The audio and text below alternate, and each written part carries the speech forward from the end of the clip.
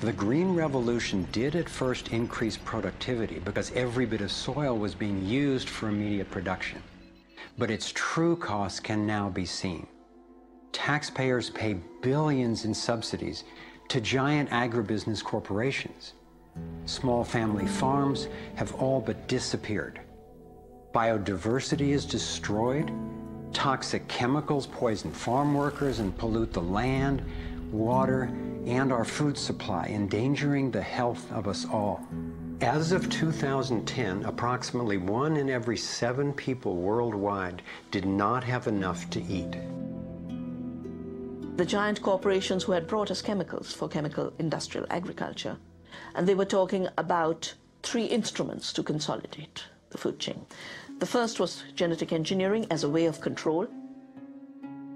The second was patenting seed and patenting life as a way of control, declaring seed to be private property, treating the saving of seed by farmers as a crime, as a theft of intellectual property. And the third was so-called free trade treaties that would rob ordinary people, farmers, growers, of their freedom to save seed.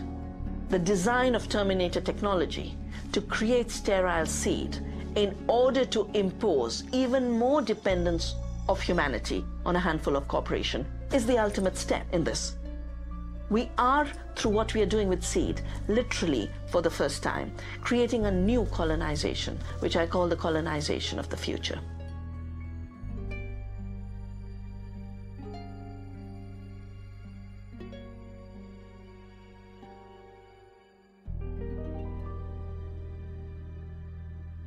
So in 2 crucial areas, energy and food, the same elite banking families and their corporations have taken control, and the consequences have been devastating.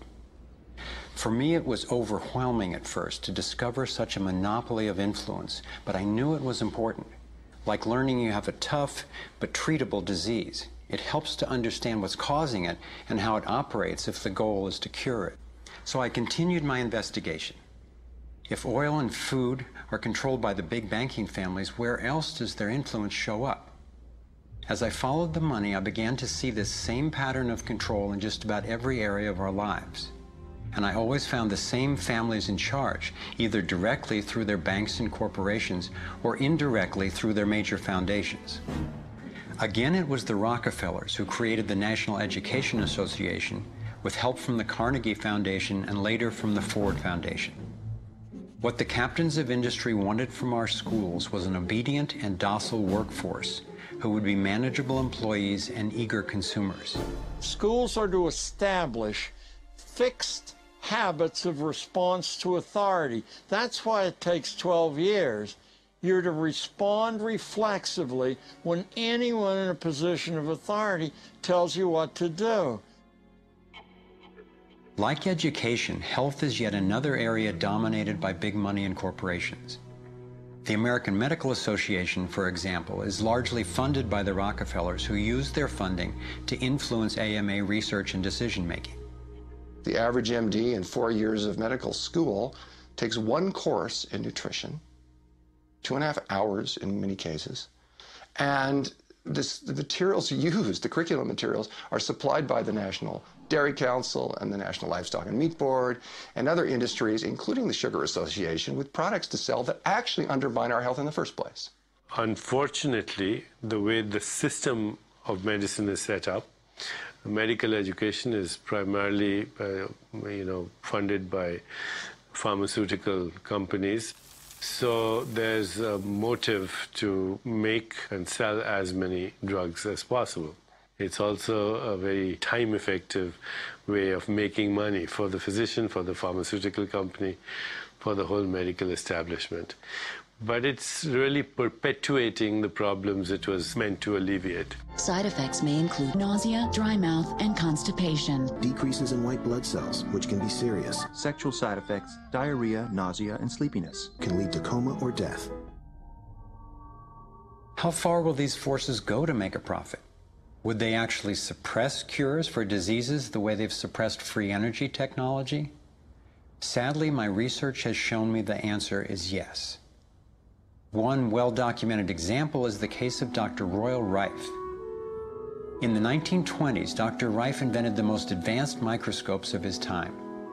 He also developed a new technique he called coordinative resonance, which was apparently able to destroy cancerous tumors as well as viruses. In 1934, in clinical trials affiliated with the University of Southern California, Rife's treatment was tested on 16 terminally ill cancer patients. Within 3 months, they were all successfully cured.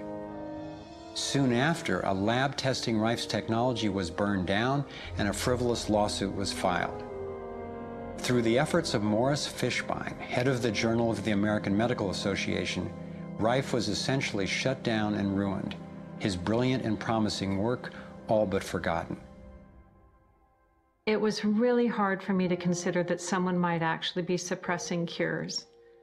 And cancer has run through my family like a raging river. I found out that it's all about patents. If a pharmaceutical company can patent and make money from treatment, especially one that we have to keep on using, then that's what we get. Otherwise, we don't even hear about it. It's not just Rife who got shut down. Reen Case had an old Indian Ojibwe formula that was effective. Harry Hoxsey and Max Gerson had natural remedies that worked. But you know, if you go and you look them up, the AMA makes them sound like complete quacks. And that's where following the money has been so helpful, because the same powers who control the AMA and their research and funding control the pharmaceuticals. So there's a multi-trillion-dollar financial incentive to suppress cures that can't be patented. Knowing that cures exist has not taken away the anguish I feel from losing so many people I love to cancer. It's given me something really satisfying to do with the pain. And I believe when we take the love and devotion that we have for everyone who's died and who will die unnecessarily, and direct it to developing and getting these cures out to people who need them, we can break this cancer legacy and heal.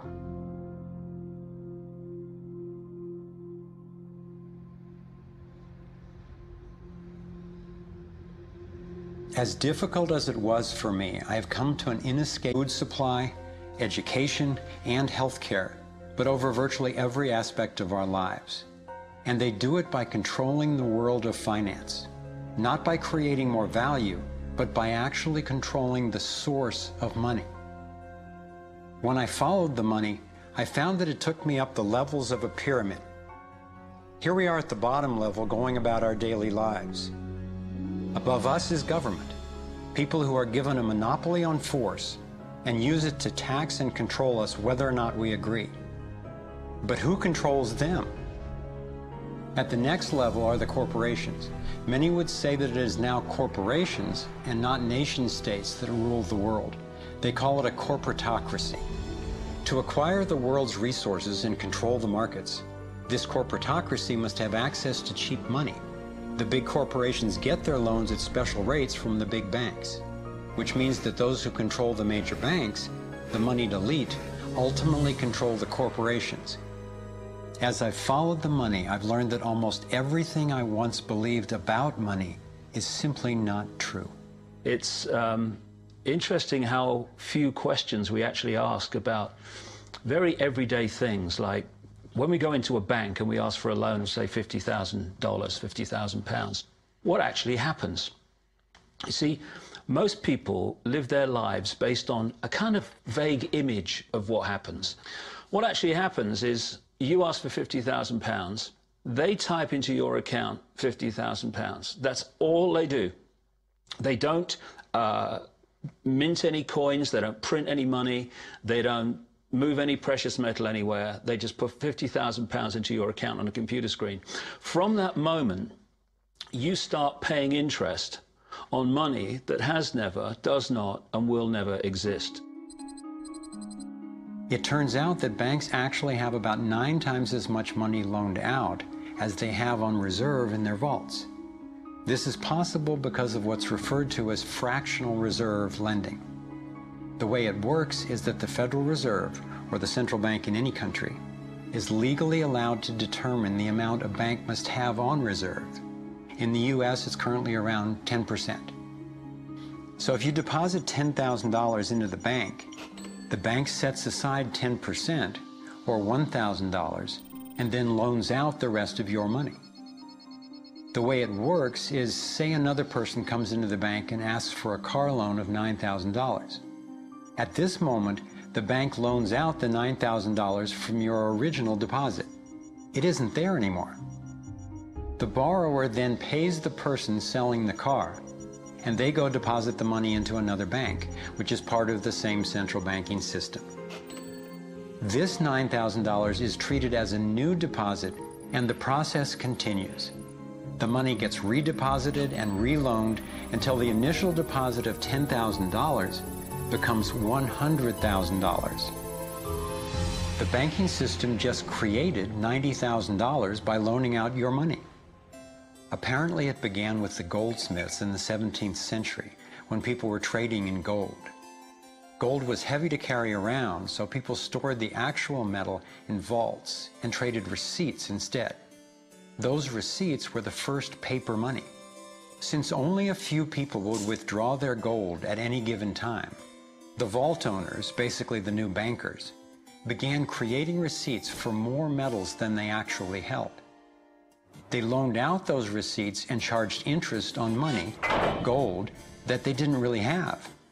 That's how our so-called fractional reserve system was born. In this system, the bankers get to make up money out of nothing, while the rest of us have to work hard to earn it. It has created a modern form of serfdom where the mass of society is now working to pay off their debt to the banks.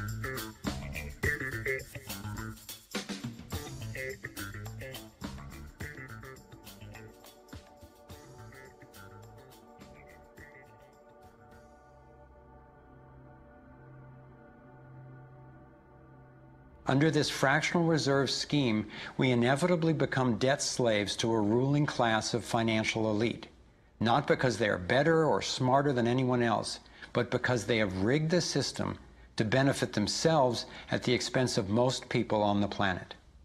Catherine Austin Fitts is an expert on this issue. She was an Assistant Secretary of Housing and Urban Development under President George Bush Sr., and then an advisor to the Clinton administration. Let's set up a game of Monopoly and you want to buy Park Place. What I can continually do is just print money, give myself more money, lower the value of your money by printing more. No matter how hardworking you are or how successful you are, I can always end up buying you for free. So how come if you or I make up money, it's called counterfeiting, but if the banks do it, it's increasing the money supply? How did the banks get this power? This is Jekyll Island, where in 1910, representatives from the Rockefellers, Rothschilds, Morgans, and other private bankers gathered secretly to draft the legislation that would create the Federal Reserve. Ed Griffin literally wrote the book on what happened at Jekyll Island. Central banks are banking cartels which have gone into partnership with the respective governments in the countries where they operate. And they've been given monopolistic power over the creation of the nation's money supply. That's what the politicians handed to them as a gift, you might say, for the partnership. Now, in return, what did the bankers do for the politicians? They promised to create money out of nothing, now that they've got this legal power to do it anytime the government needs it. And since 2008, we've witnessed the greatest fake money printing run in recorded history. This financial sleight of hand disguises the costs, hides who's to blame, and leaves us as debt slaves working to pay off the bill. I found it revealing that in the same year the Federal Reserve was founded, 1913, the Internal Revenue Service was also established. An income tax was then instigated so you and I would have to pay the politicians' debt plus interest to the bankers. The problem is we have a privately owned central bank system in the United States disguised as a government-owned system. Now, if you look in the telephone book here in the Washington, D.C. area, you look up for Federal Reserve in the blue government pages, it's not there. It's in the white pages right next to Federal Express. It's a privately owned central bank. What is the proper relationship? What should be the proper relationship between a